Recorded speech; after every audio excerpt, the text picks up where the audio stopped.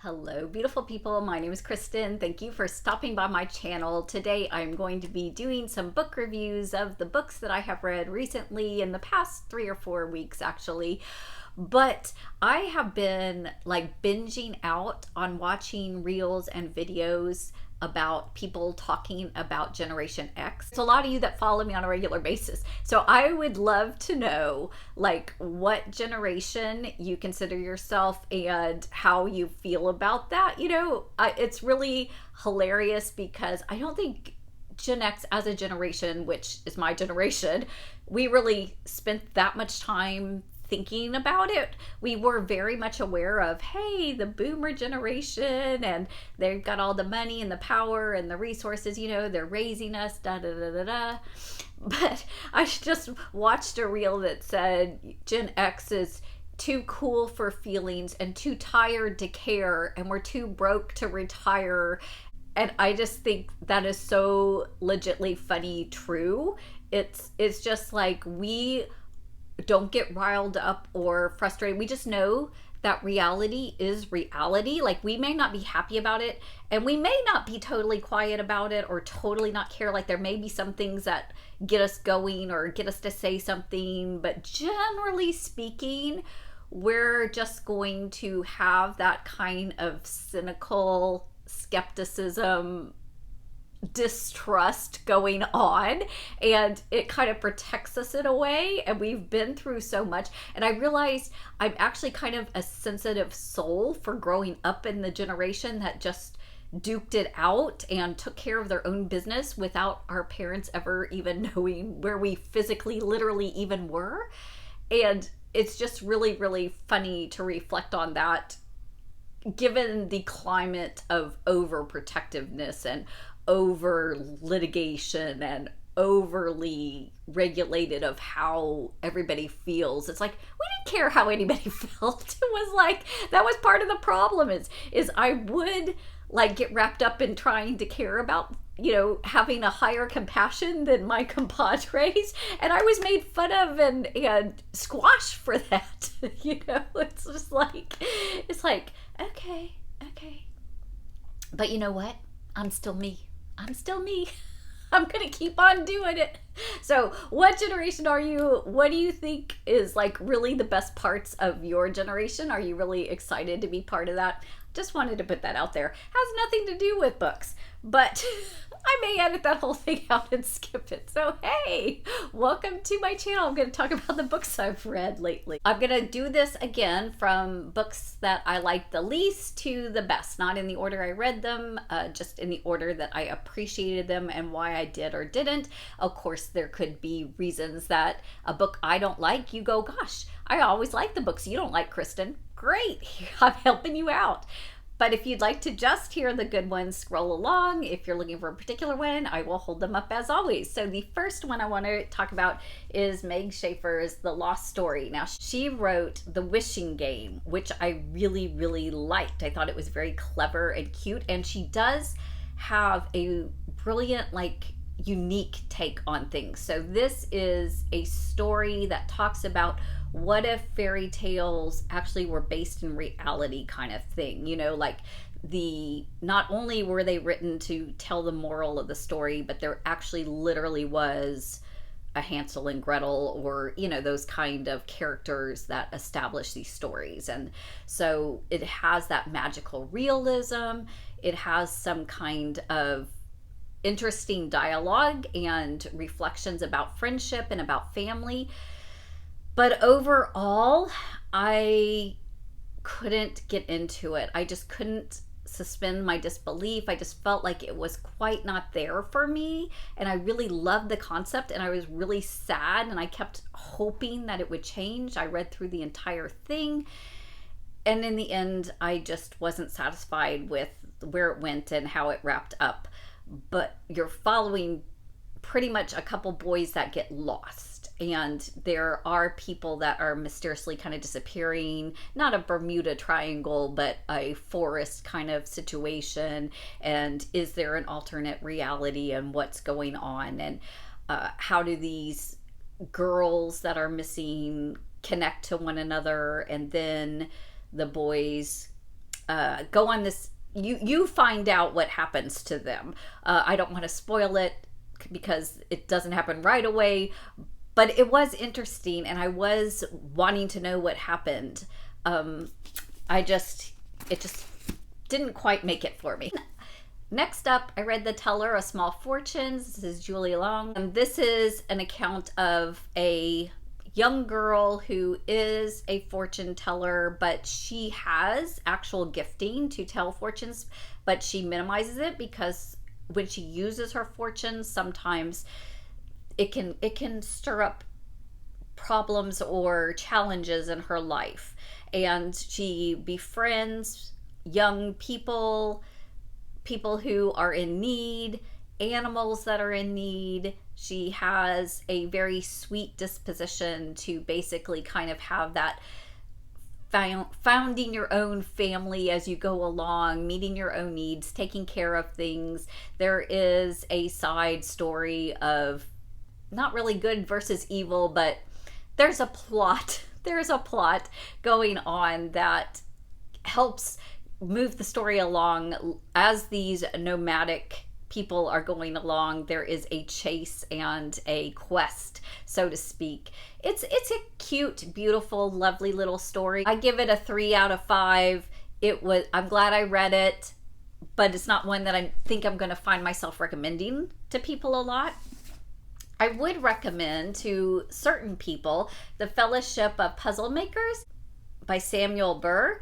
This book, let me see if I can flip through and find a couple examples, because even as you're going through, there's literally puzzles, and there's a crossword answer, or there's an acoustic puzzle, or there's something going on that you as the reader literally can figure out. And it's one of those situations where there's a person who doesn't know their complete past and heritage, and they were kind of abandoned, adopted, trying to find their roots, that very common storyline. But the unique perspective of this one is that that person has grown up in a society of people who create puzzles, whether it's literal jigsaw puzzles or crossword puzzles or problem-solving books or those kind of adventures. So all these people get together, and then their founding, forefather, who's a woman, is leaving them an ultimate kind of challenge puzzle, which is also going to lead the main character through to find out his identity. And it was fun. It was satisfying in the sense that I thought it was a unique perspective and held my interest, but it wasn't like a real significant twist plot or anything at the end that was kind of a real satisfying reveal at the end. But it was one of those fun kind of like, this would be a good vacation read. I think this would be good if you are a puzzle worker. Well, if you're an in-depth puzzle worker, these are not hard. Like, for the most part, by and large, I could solve them, and I'm not a very good puzzle solver. So take all that to kind of evaluate if that's your kind of book. But for people who do the Sudokus and the easy crosswords and the things like I do, I particularly enjoyed this, thought it was very unique, and had a good time with it. So I would recommend it to that kind of reader. Let's talk some classics. I read 3 classics. So first, I read The Ring of the Nibelung, and by Richard Wagner. Now, I had not heard of this book. I bought it because it's a beautiful penguin cloth-bound classic. And so then I decided, well, I'm going to read it.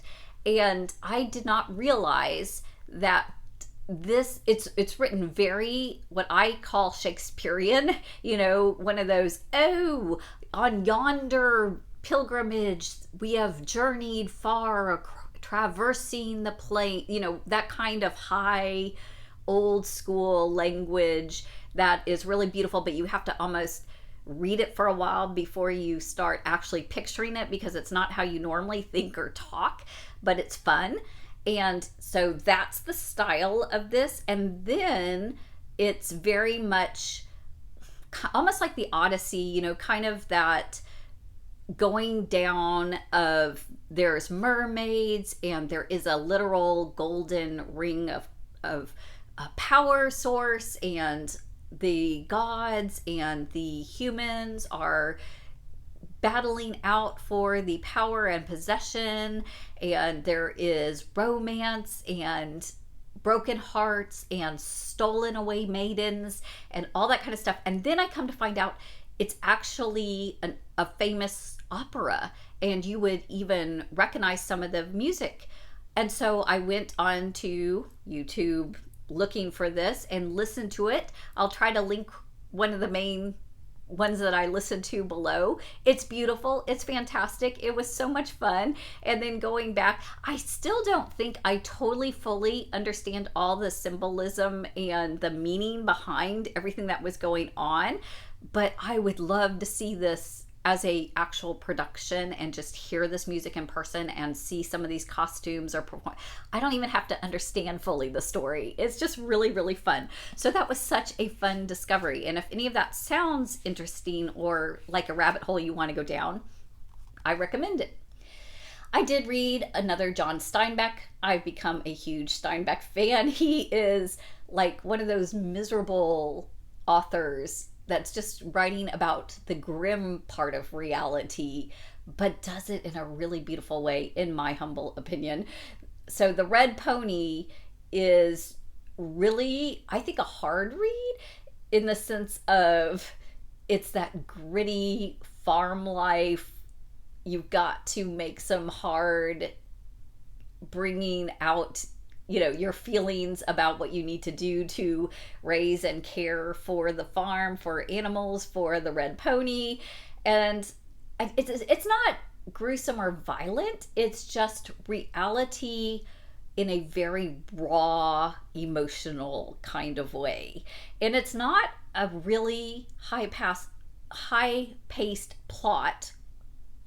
It's very slow, and you have to, I think that's part of what makes it so heart-wrenching for me, is that you have to kind of sit in that gritty reality and go, oh yeah, that's the gritty reality. And I just think Steinbeck is brilliant for that. And when I'm ready to do that, which I often find I am, he is my go-to author, and I'll continue to read, particularly through his short novels, because there's a lot of them. He wrote a lot. I also read this lovely copy. I can't remember where I even got this, but the Wilkie Collins, and it's the Queen of Hearts little novel. So basically, I think he was brilliant trying to get some money, because this was a novel that came out, and basically it's a story of a young girl that they call the Queen of Hearts because it's a nickname, but it's three men who are kind of rooming together, going to kind of share some expenses, share some life, and this girl comes along and she's going to be a judge in their storytelling. So they're going to have 10 nights to have 10 stories, and she's going to judge who has the best story. And then each chapter after the first couple chapters that set this up is a Wilkie Collins short story, because I don't know how many he wrote, maybe 60. I don't know, a lot. He has written all these short little stories. And so he put a lot of them I've read. So I did read them again, and that was kind of fun. And some of them are actually very good, and some of them are just kind of, okay. But Wilkie Collins has a really fun, creative way that usually has something a little supernatural. There's sometimes a ghost, or there is a eerie presence, or you think somebody's alive but they're dead, that kind of twist. It's very Twilight Zone-ish. If you like Twilight Zone, you'll probably like Wilkie Collins. And then at the end, she kind of wraps up like what she thinks of the stories. So if you've already read Wilkie Collins, this is fun to kind of revisit or to have this kind of setup. But there's probably better choices if you haven't started reading him yet. Literary fiction superb. I read both of Claire Keegan's smaller novels. I read Foster and Small Things Like These. And this is the one that I think got a lot of hype and praise recently. And this is the one about a girl. I don't know that she's officially in the foster system, but she's basically going to live for a summer period with somebody else, and what that's like. And Claire Keegan's writing is just really atmospheric and very vivid and very heartfelt. She sets things up in a way that it will have phrases that get you really thinking. And so I really appreciate that. But this one I liked even more. This one is probably my favorite that I've read from her. This is centered around Christmas, so this may be a good one to hold on to for the Christmas season. But it's basically one of those things like the Christmas shoes song where you're evaluating what do you keep for yourself and what do you share and what do you give away, especially when things are difficult or challenges in life come up, or maybe you don't have everything that you would like. How are you going to make the choices about what's important, or what are the small things that matter? And so this was brilliant. I thought that was her best, and totally that's the one I'm going to recommend. Also was brave, went with Coleson Whitehead's Underground Railroad. And I say brave because he is such a graphic, paints pictures probably how they really happened. It's historical fiction in the sense that there really was, of course, Underground Railroad, slavery, all this horrific stuff going on. And so he paints the characters and the narration of those who are trying to get their freedom, trying to escape, trying to survive, basically, in a way that is just heart-wrenching and beautiful, in the sense that, again, this is literally things that happened, and facing them is an important thing to do and to know and to understand and to accept as reality of history, and to intentionally make sure we never think so falsely and wrong ever again. It's hard to say you enjoyed the book, but I'm really appreciative that I read it and that I experienced it. This one I read right after that one to be something lighter. This is a historical fiction. Fiona Davis does a superb, beautiful job. There's almost always at least 2 timelines, sometimes 3, but it will center around a building or park or something that actually exists, that's actually historically on this planet reality, but then she'll take a fictional character who encounters it, different timelines usually, and tells us about the story. So this one, the Dollhouse, was actually the Barbizon hotel / apartments in New York back in the long-term original history. It would kind of be a home for girls that were there for starting their career in secretarial school or helping the businesses in New York City, as well as a lot of young girl models trying to do model agency. And then there'd kind of be a mother hen that would kind of guard or look out or be a little security to the building.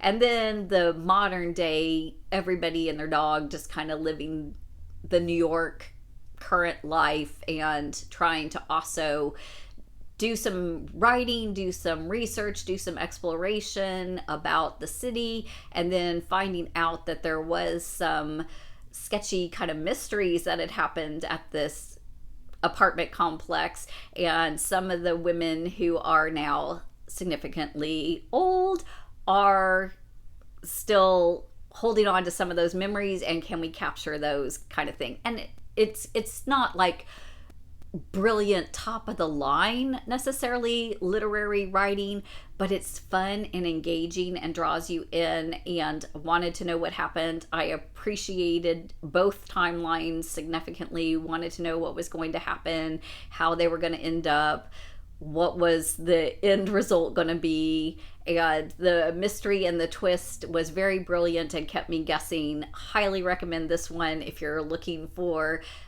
not only an adventure and something a little bit, if you've been reading something heavy, but also you do get to learn a historical place that I didn't know about. I didn't know about the Barbizon. And then my top book that I read in the past 3 weeks actually was the nonfiction book that I read. It was called However Far the Stream Flows. And he is a professor at Johns Hopkins, is a renowned doctor who does a lot of really cutting edge surgery, just grew up in Africa, but in Ghana, but got a lot of education both academically and socially in the States and other parts of the world, and then took that back to help people, particularly with cleft palates or things that needed reconstruction, that there was no way that there would be any other availability if he wasn't doing that, and just helping people that were really just on that cutting edge. And there were so many things that I learned about international relations, about medicine.